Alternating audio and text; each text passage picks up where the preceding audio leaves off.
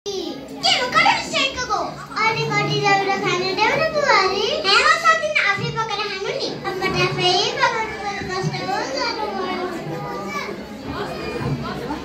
तिम्रो पढा कस्तो भइरहेछ? ठिक छ बाबा, राम्ररी पढ। हुन्छ बाबा, म तल गइहाल्छु। हस् बाबा। हजुरआमा के भयो? हजुरलाई उठ्नुहोस्। अय्या दाउरा पकाउने छे बाबु लडे। अनि मामु खै त?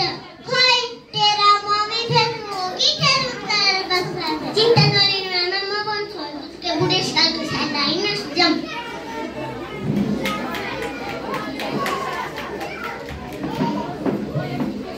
तिम्रो सासूले वृद्धाश्रम लगेर छोड्देऊ न।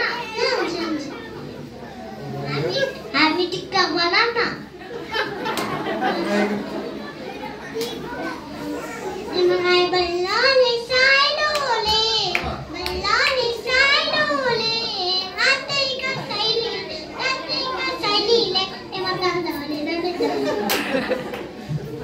कस्तो राम्रो आयो। अब भ्युज पनि कति धेरै आउँछ होला। हेरौँ त। हो त्यसो नि। जेनी रौ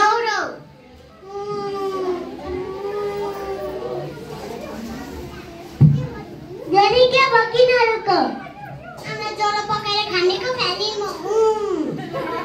नर जेनी नर आमालाई पनि बुढेसकाल लाग्यो जस्तो छ। मैले भनेको मान्नुहुन्छ भने बुढो आमा वृद्धाश्रम लगेर छोडिदिनु। के भन्छ यो? म सोचौँला। आमालाई घरमा राखौँ भने बुढी सोचे आमालाई आश्रममै लगेर राखिदिनु। हरे राम राम राम हरे राम। आमा हिँड्नुहोस् जाऊँ। कहाँ जाने बाबु? हिँड्नुहोस् न हिँड्नुहोस्। जान्न बाबु जान्न, म यही बस्छु। त्यही मात्र नआउनु न, हजुर वृद्धाश्रम लगेर छोडिदिनको। जान्न बाबु जान्न, म यही बस्छु।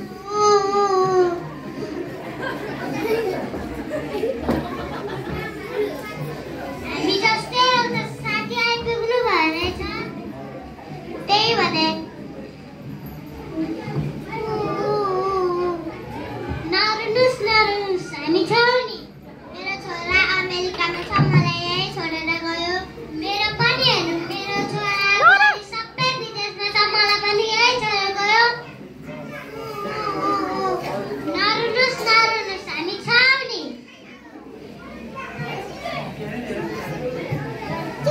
मामु बाबा कहाँ हुनुहुन्छ? यही छु बाबु, यही छु। के भो? म विद्यालयमा प्रथम भयो नि मामु। ए हो र, बधाई छ। ए हो र बाबु, बधाई छ। अनि हजुरआमा खै त? हजुरआमा त वृद्धाश्रममा छन् बाबु। किन जानु भएको मामु आमा वृद्धाश्रम? बुढी भएपछि आश्रम जानुपर्छ के बाबु? ए हो र, म नि हजुर बाबा बुढी भएपछि आश्रम लगेर छोडिदिन्छु। के हो केटा? हो त मामु, म नि हजुर जस्तै गर्छु नि। ला मैले त गल्ती पो सिकेछु। जाऊ तिम्रो सासू लिएर। भने मामा लिनु। आमा माफ गरिदिनुहोस्। आमा जाम घर हिँड्नुहोस्। जान्न बाबु जान्न, तिमीहरू भन्दा मलाई धेरै मागन साथीहरू त्यही छ। नातिको लागि भए पनि हिँड्नुहोस् न। नातिको लागि भए पनि जानै पर्यो। तिमीलाई त कति धेरै माया गर्ने नाति रहेछ, हामीलाई त कोही पनि माया गर्दैन।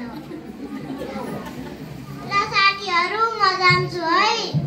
हुन्छ खुसी भएर जानु। म कहिलेकाहीँ भेट्न आइहाल्छु नि। ल हुन्छ।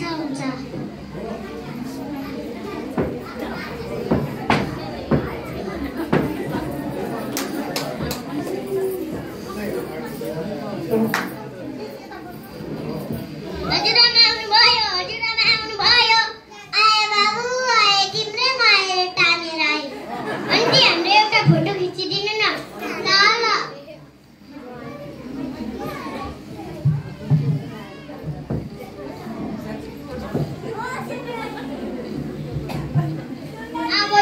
फोटो फ्रेममा सजेर राख्नु है। यो फोटो फ्रेममा नै यो फोटो हाम्रो मनमा राख्ने।